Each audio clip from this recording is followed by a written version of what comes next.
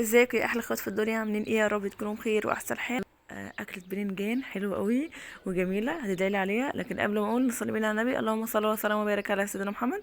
بسم الله، نقول بسم الله الرحمن الرحيم زي ما انتم شايفين كده.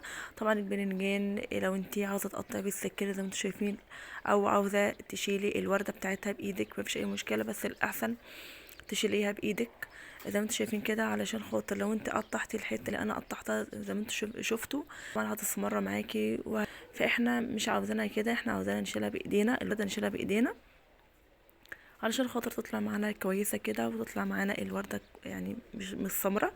وبعد كده طبعا هنجيب التوم بتاع اللي احنا مخزنينه في الفريزر، قرن احمر قرن فلفل اخضر. هنجيب طبعا ليمونه هنقطعها قطع صغيره جدا علشان خاطر هنضيفها مع التوابل اللي احنا هنعملها مع بعض دلوقتي.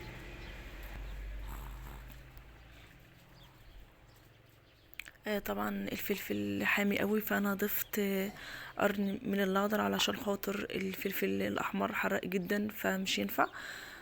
طبعا لو انت حابه مفيش اي مشكله خالص. طبعا هنضيف حبه البركه، هنضيف فلفل كمون بهارات، هنضيف طبعا نص معلقه من الملح او معلقه زي ما انت حابه. طبعا نفرمهم كويس في الكبة، ونضيف معلقة من الزيت ومعلقة من الخل. نفرمهم كويس. طبعا لو انتي مش متاح عندك الكبة بتاعتي باظت، مش ما فيش اي مشكلة خالص لو انتي عملتيها في الكب في الهون بتاعك. ده طبعا بعد ما غليت خلاص الباذنجان بتاعنا، بعد ما غلي زي ما انتم شايفين كده. طبعا ضفنا الليمون في الاخر علشان خاطر لما نيجي نعمل التوابل الليمون مش هيجي في عينينا. خلاص كده الباذنجان بتاعنا استوى خلاص، يعني مش كمل نص ساعة زي ما انتم شايفين.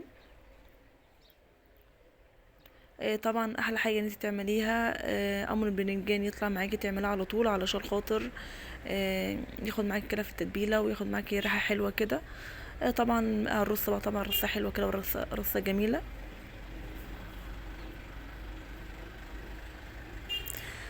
بألف هنا وشفا على قلبك، ان شاء الله اشوفك في فيديو جديد.